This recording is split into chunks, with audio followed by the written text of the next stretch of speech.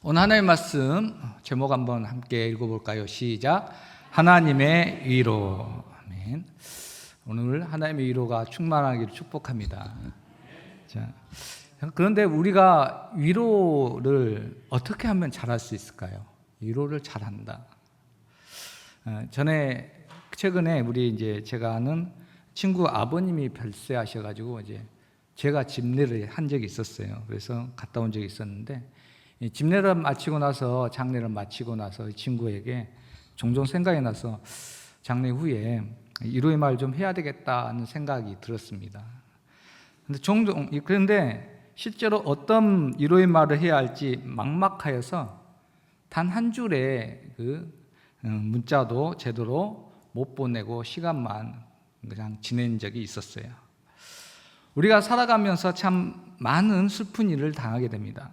특히 사랑하는 사람의 잃은 슬픔을 당한 사람에게 위로를 한다는 것은 정말 쉽지가 않습니다. 우리 성도님들은 어떻습니까? 어떻게 하면 우리는 주위 사람들의 아픔과 슬픔을 함께 하고 위로해 줄 수가 있을까요? 오늘 나움 선지자의 말씀을 통해서 하나님이 성경에서 주시는 위로의 말씀이 진짜의 의미를 깨닫고 하나님이 원하시는 위로자의 삶을 사시기를 예수님의 이름으로 간절히 바랍니다. 첫 번째로 오늘 말씀을 통해서 우리에게 주시는 교훈은 하나님은 반드시 악을 징계하신다는 것입니다. 나움서의 말씀의 내용은 위로를 선포하기보다는 아수르라는 아수르의 수도인 니느웨에 대한 멸망을 예언한 책이에요. 위로에 대한 말씀인데 멸망에 대한 예언의 내용이거든요. 우리 12절 말씀 함께 읽겠습니다. 12절입니다. 시작.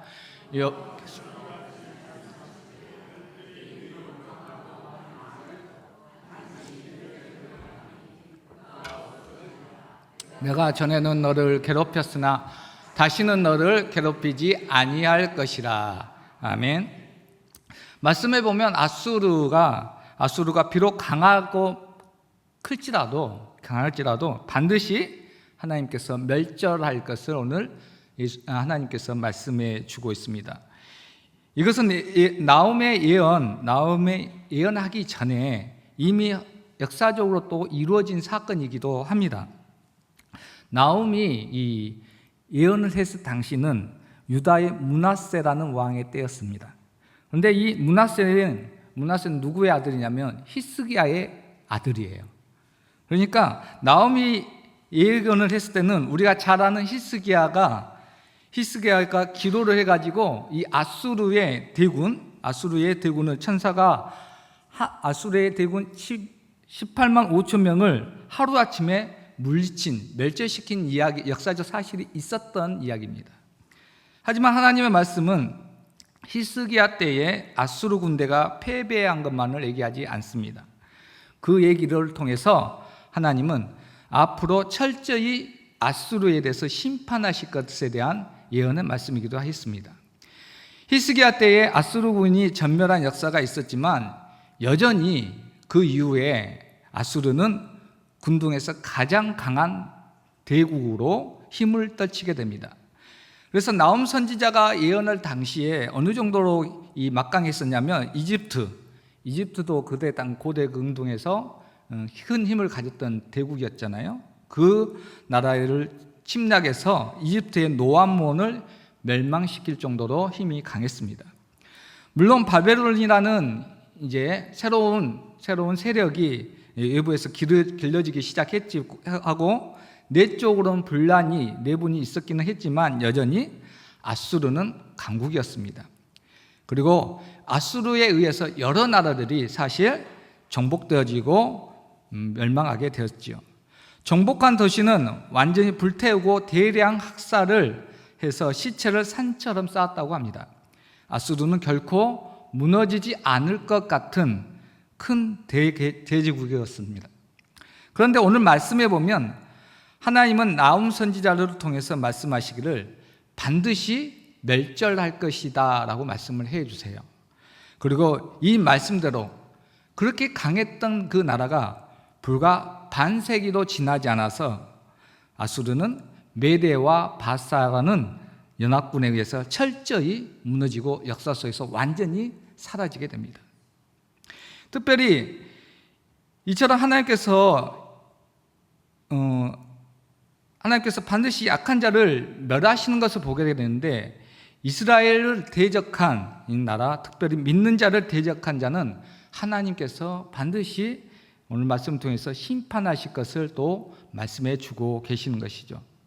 여기서 한 가지 우리가 또 짚고 넘어갈 부분이 있는데, 왜 하나님은 아수르를 멸망시켰을까 하는 것을 좀 더 살펴보겠습니다. 하나님은 아수르가 하나님을 믿지 않았기 때문에, 이방 나라이었기 때문에 미워서 우상 숭배해서 멸망을 시켰을까요? 어떤 면에서는 그렇습니다. 사실 나홈이 아수르의 멸망을 예언하기 전에, 이 예언이 있기 전에 100년 전에는 하나님께서 이방 나라인 아수르를 불쌍히 여기시고 얼마나 사랑하셨는지를 보여주신 내용이 있어요. 그것이 무슨 내용이죠? 성경을 잘 아시면 좋겠는데, 누구를 통해서 알려주냐면 요나예요. 요나 선지자를 통해서 니느웨를 얼마나 사랑했는지를 이미 100년 전에 알려주셨어요. 죄를 범한 니느웨 성에 하나님은 요나를 보내서 회개하게 하셨죠. 그리고 놀랍게도 회개를 해요. 그래서 하나님은 용서하시는 내용이 성경의 요나서에 나오게 됩니다. 그러면 왜 하나님은 오늘 요나 선지 때와는 다르게 선지자를 보내지 않고 이제 바로 멸망할 것을 나홈 선지자를 통해서 결정하시고 선포하시게 된 것일까요? 그것은 니느웨가 회개를 했지만 진실하게 회개하지 않았기 때문입니다. 회개한 이후에 그들의 삶의 모습을, 아수르의 그 삶의 모습이 그렇게 변화되지 않았다는 것이죠. 여전히 하나님 앞에 죄악된 삶을 살았던 것이 아수르였습니다.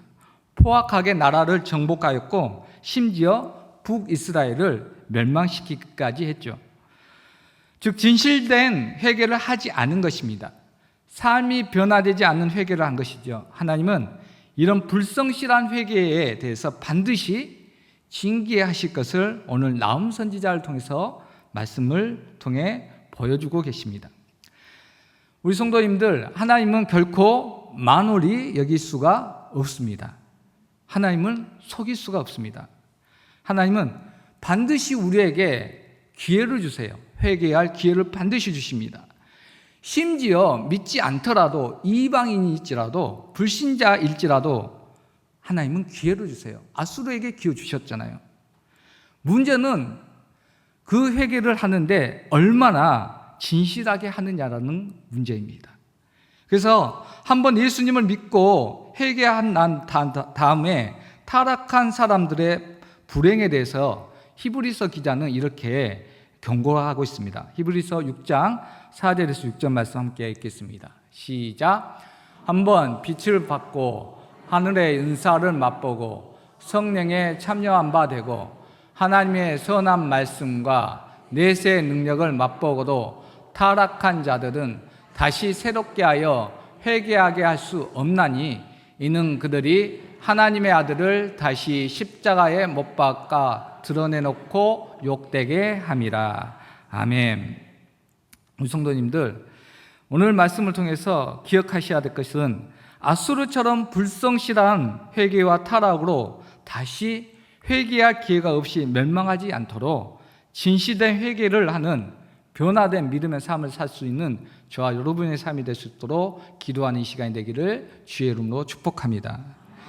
두 번째로 오늘 말씀을 통해서 주시는 교훈은 악인의 패망은 의인에게 위로와 안위함을 준다는 것입니다. 우리 13절 말씀 읽겠습니다. 13절입니다. 시작.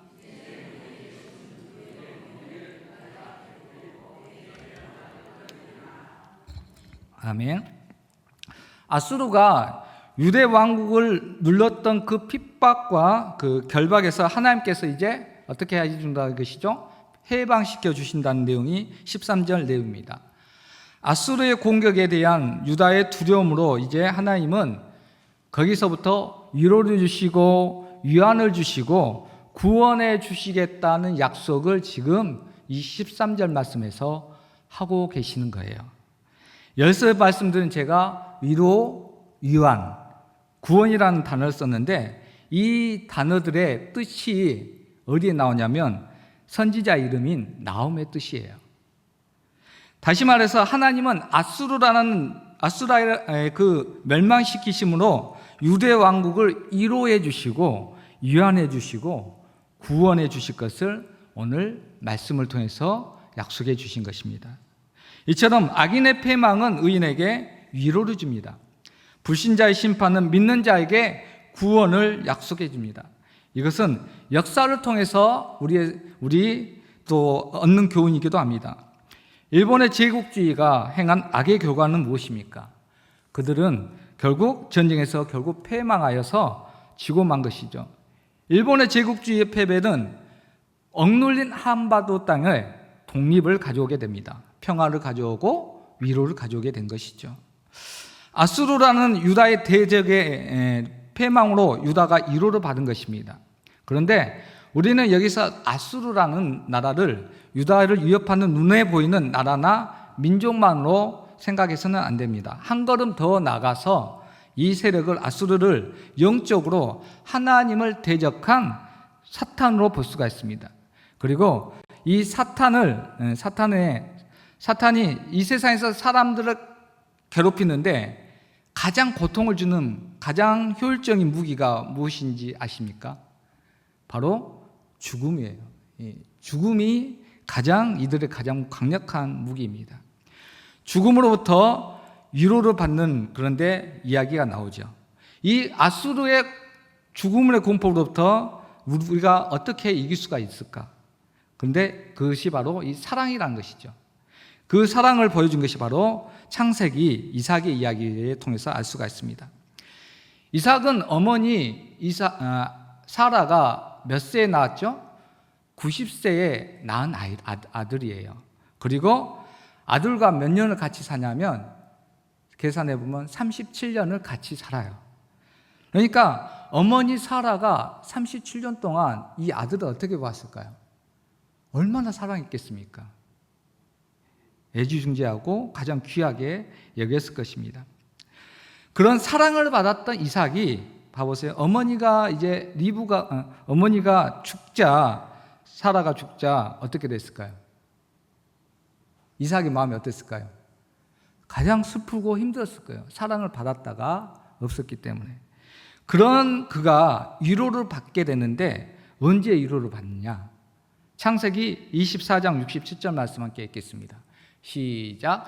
이삭이 리브가를 인도하여 그의 어머니 사라의 장막으로 들이고 그를 맞이하여 아내로 삼고 사랑하였으니 이삭이 그의 어머니를 장례한 후에 위로를 얻었더라. 아멘.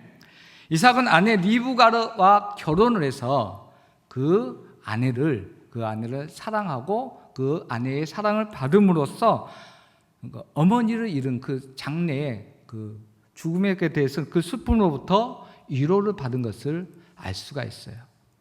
사랑하는 우리 성도님들, 이처럼 죽음이라는 영적인 공격의 공포로부터 위로를 받는 방법 중에 비결을 하나는 무엇이냐면 사랑을 받고 사랑을 하는 것입니다. 그것이 가장 좋은 방법입니다. 이것을 기억하여 주위의 슬픔과 고통 가운데 있는 이웃들을 사랑함으로 참된 위로자가 되기를 예수님의 이름으로 축복합니다. 그런데 우리는 영적으로 죽음으로부터 얻는 그 공포에서 위로받을 뿐만 아니라 죽음을 심지어 이기고 승리하고 그것으로부터 기뻐하는 내용이 성경에 나오게 돼요. 어디에 나옵니까? 바로 예수님의 부활입니다. 예수님의 십자가에서 죽으시고 나서 그를 따르는 제자들과 여자들이 어땠을까요? 슬프고 두려움이 왔을 것입니다. 이 슬픔은 예수님이 죽으시고 사흘이 지난 새벽에도 여전히 있었습니다. 그리고 예수님의 죽음의 슬픔을 안고 어두운 새벽을 깨우고 예수님의 무덤으로 가는 사람들이 있었죠. 바로 무덤을 찾는 여인들이었어요. 그리고 그 여인들은 빈 무덤을 보았고 여인 중에 막달라 마리아는 부활하신 예수님을 최초로 만나는 사람이 되게 됩니다. 그리고 마리아가 어떻게 행동을 했는지 요한복음 20장 18절에 이렇게 말씀합니다. 함께 읽겠습니다. 시작. 가서 제자들에게 내가 주를 보았다 하고 또 주께서 자기에게 이렇게 말씀하셨다 이르니라. 아멘. 성경에서 봐보면, 여기에서 봐보면 간단하게 말하잖아요. 짤막하게 막달라 마리아가 제자들에게 내가 주를 보았다라고 썼는데, 부활하신 예수님을 직접 만난 마리아는 이때 제자들을 만나서 어떤 마음으로, 어떠한 자세로 이 말을 했을까요? 두려움과 슬픔으로 했을까요? 예수님 다시 살아나셨어요. 슬퍼요. 이렇게 하진 않았을 거 아니에요? 여전히 뭔가 달라졌을 것입니다. 두려움과 슬픔이 없죠. 죽은 줄 알았던 예수님이 살아계신 것을 보았기에 마리아는 기쁨과 뭔가 희열에 가득 찬 모습으로 제자들에게 보고를 했을 거예요. 여러분, 제가 예수를 만났어요. 예수님 다시 사셨어요. 그 기쁨과 감격이 있었다는 것이죠. 거기 안에는 두려움과 슬픔이 있을 수가 없습니다. 설레는 마음으로 예수님의 부활의 소식을 담대하게 마리아는 전했을 것입니다. 이처럼 부활하신 주님을 만나는 것이야말로 죽음으로부터 오는 슬픔을 이기는 완전한 위로라는 것을 오늘 성경을 통해서 우리는 말씀하고 있는 것을 보게 됩니다. 사랑하는 우리 성도님들, 우리 인생의 참된 위로는 부활하신 주님을 만남으로 이루어지게 됩니다. 부활하신 그 주님은 죽음을 이기는 승리이기 때문에 우리는 그 만남을 통해서 참된 위로를 얻게 되죠. 우리는 세상을 살면서 많은 슬픔과 좌절, 두려움과 불안을 겪게 됩니다. 특별히 병마와 슬픔을 만나게 되면, 죽음의 공포를 만나게 되면 그 어떤 때보다도 그것의 세력이 강합니다. 하지만 부활하신 예수님을 만났을 때에 이 모든 슬픔과 공포로부터 참되고 완전한 위로를 얻게 되게 될 것입니다. 이것을 기억하셔서 슬픔과 공포가 올 때마다 부활하신 주님을 만나기를 사모할 수 있기를 예수님의 이름으로 간절히 바랍니다. 마지막으로 세 번째로 우리는 예수님의 부활의 그 위로의 복음을 전하는 자의 발이 되어야 합니다. 오늘 말씀 14절과 15절에 보면 각각 전령, 그러니까 소식을 전하는 사람 두 사람이 나오게 되는데 각각 다릅니다. 14절에 나오는 사람은 보면 14절에서 소식을 전하는 사람은 아수르의 전령이 됩니다. 14절에 보면 하나님은 내 이름을 다시는 전파하지 않을 것이다 라고 말씀이 나오는데, 여기서 내 이름은 누구의 이름이냐면 아수르를 의미합니다. 그래서 아수르를 다시는 전하지 못한다는 것이죠. 왜? 전령이 전할 수밖에 없는 것이 아수르가 이제는 망하기 때문이라는 것이죠. 멸망하기 때문에 더 이상 아수르를 알리지 않게 된다는 것이죠. 아수르는 이웃 나라를 이렇게 정복해 갈 때 전투를 하기 전에 전령을 보냈다고 해요. 전령을. 그래서 만약 이 전령을 통해서 항복을 권유합니다. 항복을 권유해서 항복을 하면 어떻게 합니까? 공물을 많이 바치게 해요. 공물을 바치게 하고, 그리고 항복을 하지 않으면 어떻게 됩니까? 완전히 박살을 내는 것이 초토화시키는 거예요. 이런 전략으로 그렇게 정복해 나가는데, 그러니 아수르의 전령이 이 나라에 왔다. 그러면 어떤 마음일까요? 그 나라는 공포와 두려움이 왔겠죠. 두려움이 가득했을 것입니다. 이것은 우리 성경에도 나온 이야기입니다. 히스기야에게 항복하라고 아수르의 왕 산헤립이 랍사게라는 전령을 보낸 이야기가 나오지 않습니까? 그때도 항복하라는 거예요. 그때 이 말을 들은 히스기야의 왕은 어떻게 했습니까? 낙심하여 기도했다고 했습니다. 그런데 이제 하나님께서 이러한 아수르를 완전히 멸망시킴으로 더 이상 전령이 없을 것이다 라고 말씀을 하십니다. 그리고 이와 다르게 15절에는 아수르의 전령이 아닌 다른 전령이 나와요. 우리 15절 말씀을 다시 읽겠습니다. 시작.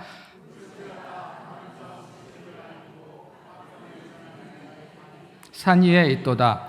유다야, 내 절기를 지키고 내 소원을 갚을지어다.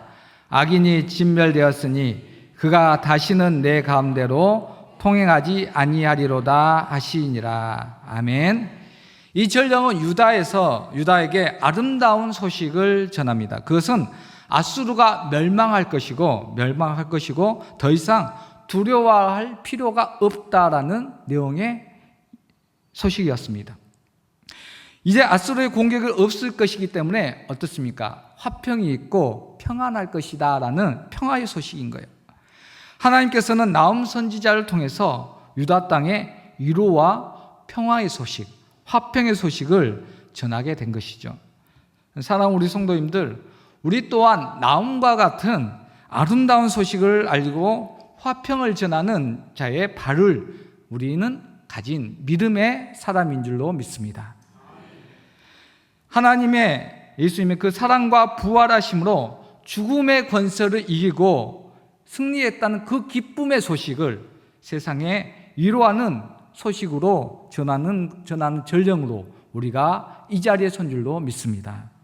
우리 성도님들의 그 발이 이 세상에 참된 위로와 기쁨의 소식을 전하는 발이라는 것을 기억하셔서 아직도 사탄의 공격으로부터 죽음의 공포로 떨고 있는 사람들에게 화평과 평안의 소식을 전달하기 위해 달려가는 삶을 사시기를 예수님의 이름으로 간절히 축복합니다. 오늘 말씀을 다시 마음에 새기시기를 바랍니다. 이 땅에서 악인을 반드시 하나님께서는 징계하십니다. 참되게 회개하지 않는다면 우리 또한 아수르처럼 징계받을 수 있다는 것을 명심하시기 바랍니다. 그리고 악인 또 곧 이 땅에 사단의 세력을 멸하신 예수님의 부활의 소식이 우리의 참된 위로의 소식이란 것을, 평안을 주시는 그 소식이란 것을 기억하시기 바랍니다. 그리고 이 세상에를 위로를 주시는 그 예수님의 부활의 소식을 오늘 막달라 마리아처럼 설레고 기쁜 마음으로 그리고 담대한 마음으로 전할 수 있는 저와 여러분의 삶이 되기를 예수님의 이름으로 간절히 바랍니다.